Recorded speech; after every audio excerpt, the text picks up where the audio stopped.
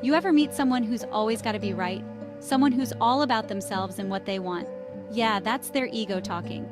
The ego is like this little voice in your head that's constantly judging, comparing, and trying to protect itself. Think of it like this. Your ego is like the CEO of Me Incorporated. It's always looking out for number one, trying to make you feel important, in control, and better than everyone else. But here's the thing. The ego can be a real buzzkill. It can hold you back from experiencing life to the fullest. It can make you afraid to take risks, to be vulnerable, to connect with others on a deeper level. The ego wants to keep you safe and comfortable. But sometimes, real growth happens when you step outside your comfort zone and challenge those limiting beliefs. That's where ego death comes in. Ego death. It sounds kind of scary, right? Like, game over for your sense of self. But hold on, it's not as dramatic as it sounds. Ego death is more like hitting the reset button on your identity. It's about letting go of that rigid sense of self and experiencing a more expansive, interconnected way of being. Imagine your ego is like a snow globe. It's pretty, but it's all contained within this small, limited space.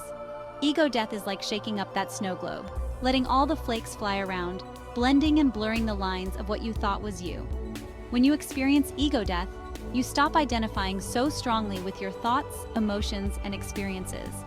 It's like stepping back and becoming the observer of your own life without getting so caught up in the drama.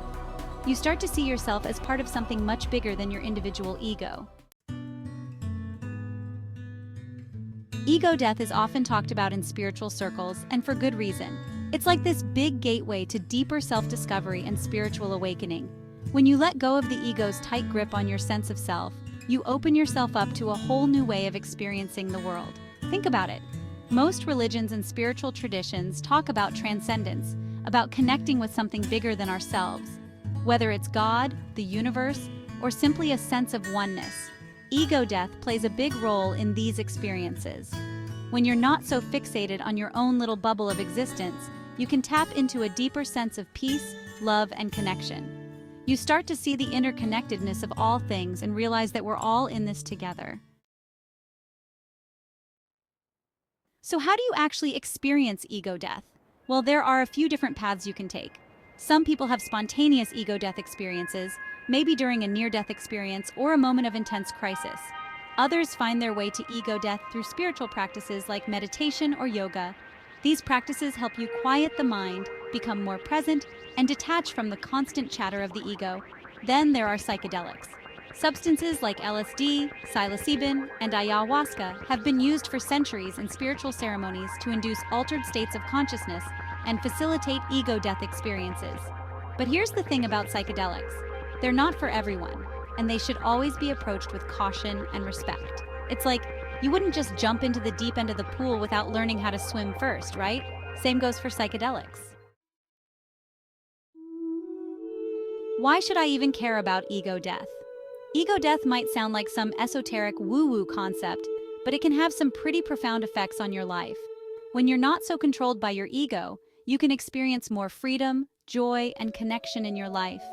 You become less reactive to stress, less judgmental of yourself and others, and more compassionate and understanding.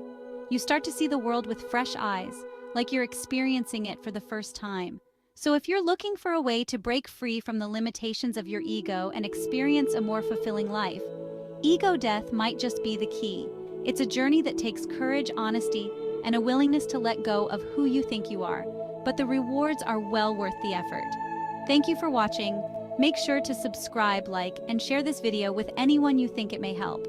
I appreciate your support for my channel and wish you a beautiful journey wherever you go. I'll see you for my next video.